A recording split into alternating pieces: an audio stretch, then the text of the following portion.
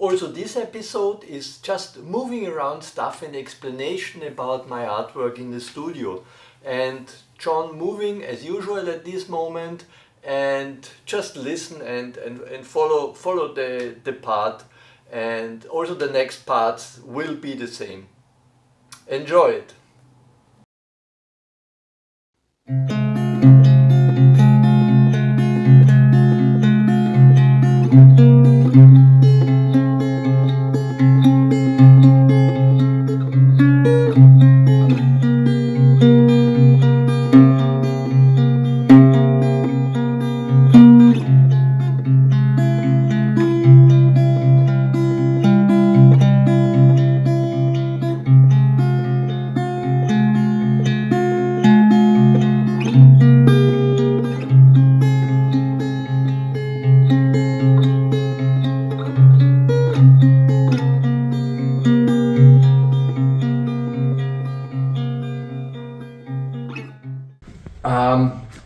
This room here in that house was the main painting room. I painted here in that room, I think meanwhile more than 2/3 of all my paintings I've done till now. And you have, the light is here the north side, you have a good light from the north side, so it's a good neutral and every day the same light quality, so it's not changing by sunlight.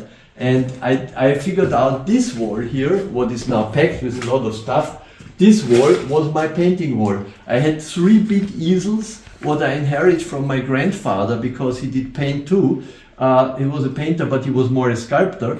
And I tried to work on this easel, but that is not my style, it's just decoration. And I always had every picture on the wall. I put nails in the wall and had pictures hanging on the wall, and I painted there. This main wall was the most production place for all the artwork and the paintings. This wall here, exactly that background. Now it's filled up with unfinished stuff, and I have to move that around and so. But that is in that room. The room has a lot of, I would say, at least 30 years permanent working on that room here, in that room, on the floor, on the wall. This had been the most two important spaces for me to work here. Yeah, this is an interesting experiment what I one day did. It's a kind of, I packed in a kind of a glass, so this fluid glass material, and tried to make a painting with the little star wolf inside, the blue one, and made a painting with that. That was an interesting experiment. What I did once, it's a piece of broken. I have to glue that back. But what I just found was interesting. I found underneath the stuff here, I found these shoes. And they look very funny because this had been my loved painting shoes. It's old gym shoes, and I was always painting in that shoes. And one day they started to fall apart, but I was so intensive painting, and I thought, I have no time to deal with that the shoes fall apart. And I grabbed the next sticky tape out of the shelf and said, what is the fastest thing? And wrapped my shoes with the sticky tape left and right, forget it, and went on painting and did not take care of that. And later I figured out that, oh well, it works well. Why do I need anything change? And I worked on for years with that shoes. It's, you see, sticky tape is good stuff. Luckily we have a digital photography world today. I think I photographed that. So, and you get now step by step the next ones.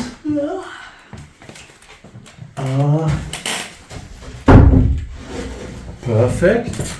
And this is the dynamic period. That was I was at the symposium. That was influenced by a symposium. I was invited in Austria. There's a famous art symposium. It's called the Steirische Herbst, and that's literature and artists and painters and whatever comes together. And I was invited for 3 weeks to work. I was a very young study. I was 3 weeks working at the castle in south of Austria in a hilly landscape. It's called Castle Poppendorf, Schloss Poppendorf. And there, we had been there, you remember, we have seen it with Bernie later. And on this castle I got a room.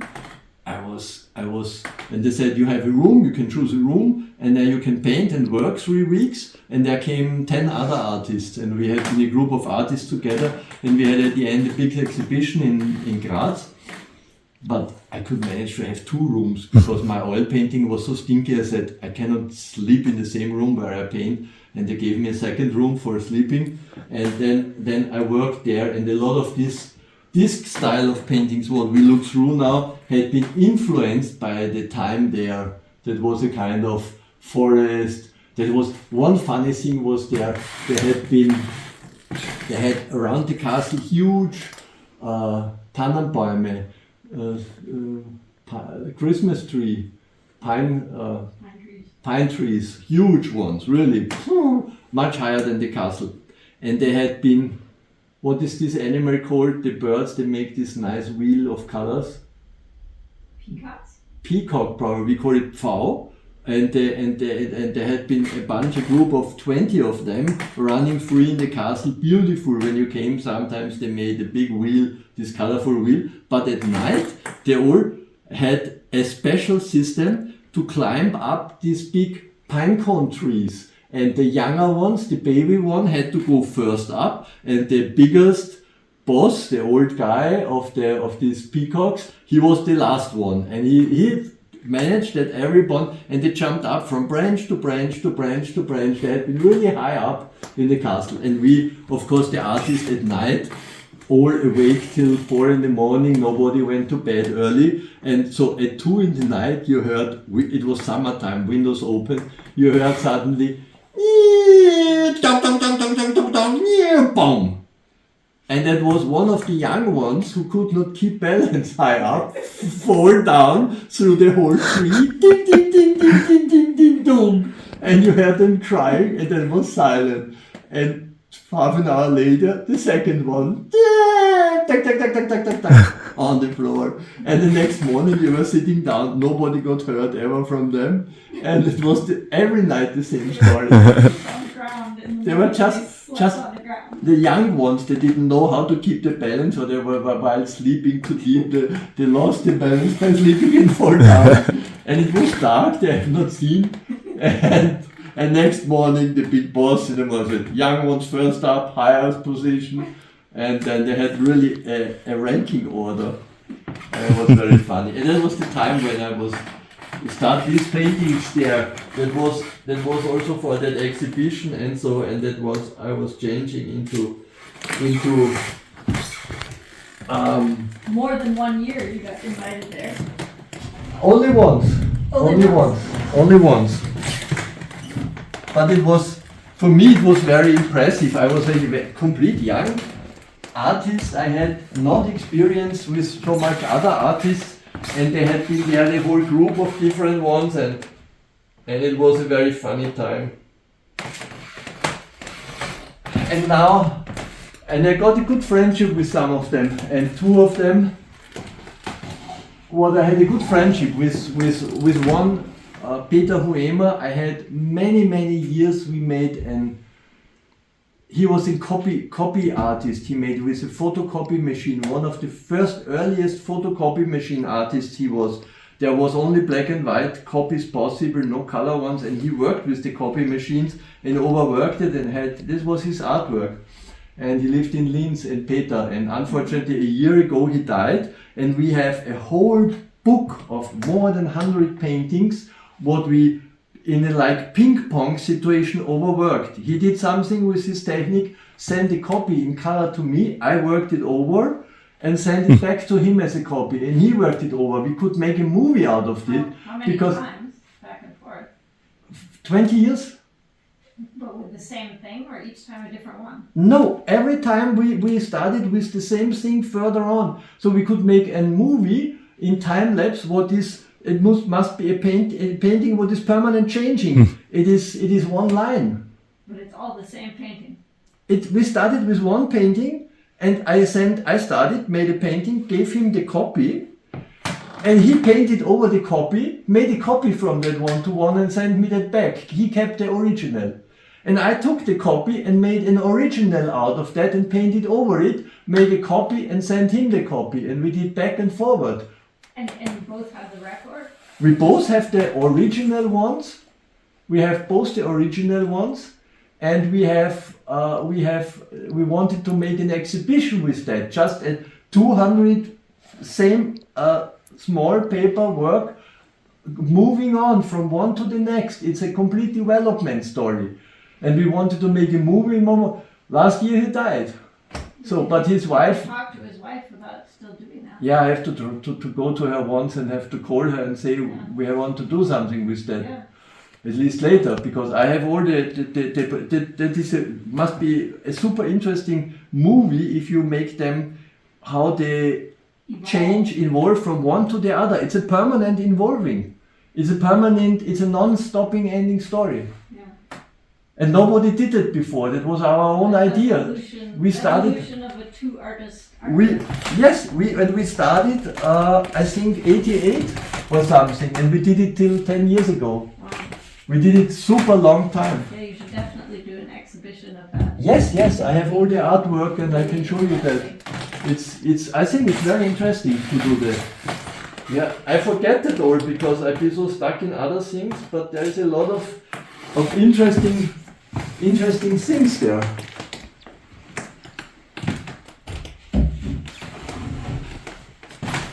This is a very expressive period.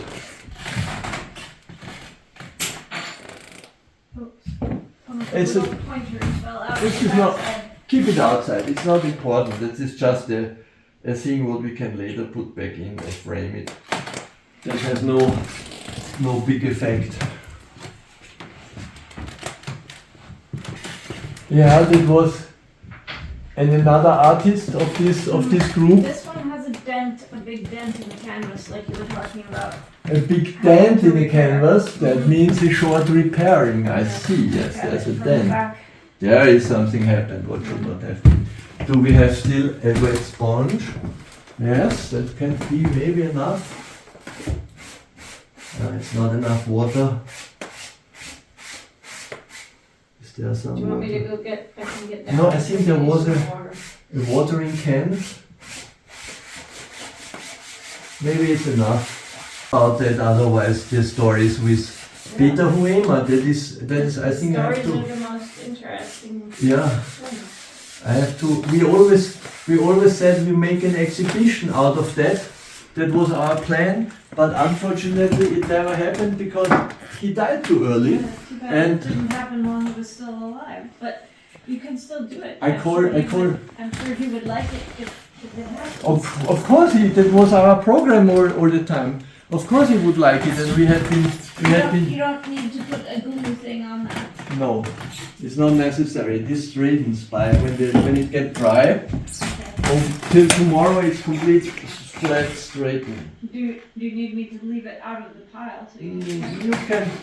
By the way, out of the pile is good. But anyway, we know at the end what is there. I have not photographed it it. out separate so you can check it. Yeah, we put it on the side and we give it as the last one there. I did not photograph now the whole sorting, but we know there'll be not so many. We know that where they are. We know Want that. to take another photo to show that there's a bunch of them. Yeah, I make an in-between photo maybe now. I can point to show how many there are. I think you took maybe the first You one. can fold There's it. like Just 4 of them there. fold it like a book, open it, and I make a photograph. The first one I've seen. This one you got? Yeah, make the next fold it back. That is enough to see. Okay, next one. Perfect. Next one. Perfect. Then we know exactly what is where. Next one. Perfect. And this will be put at the end in. And this was, I can see the colors. I have not seen these paintings myself a long time. This is interesting because this was boom. When did you make that? 87. It was all. Not the painting, the storage room. When did you put them in there? the storage room, that was, they be now parking in that storage room. 23, Years. 30 years. 30 years. 30 years. I have not seen them 30 years. Very interesting.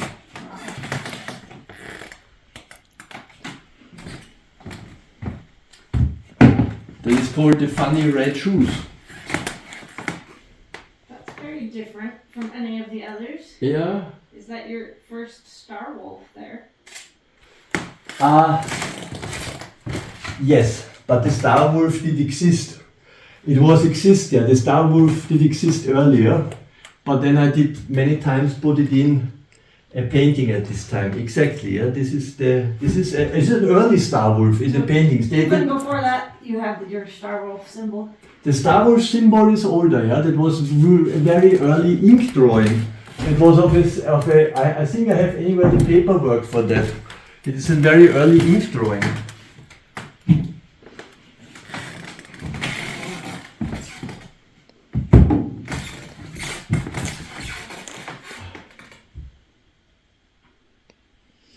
I remember I had on that on the exhibition what we had after the symposium, I did at that time a lot of huge, about this size, paper paintings, and I remembered in my room I spent huge paper on the wall and painted there every day. But this was more a very expressive wild period, because I think I was very also distracted from the other artists there, because I was not used to do something with other painters or artists, and I was very how can I say, we had sometimes more talking periods than working periods because they had been so. But this all was a time of there. That's all the same time, 87.